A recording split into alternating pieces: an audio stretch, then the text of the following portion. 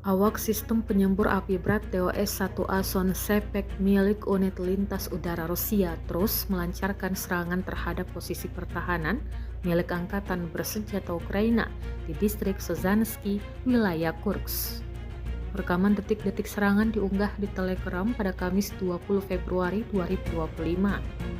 Menurut laporan, serangan ini bertujuan untuk menghancurkan benteng pertahanan jangka panjang, posisi tempur, serta tempat persembunyian pasukan Ukraina.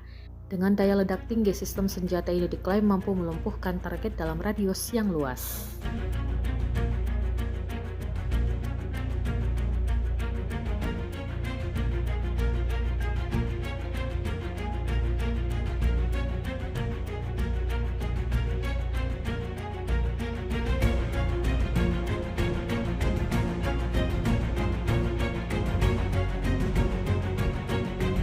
Download Tribun X sekarang, menghadirkan lokal menjadi Indonesia.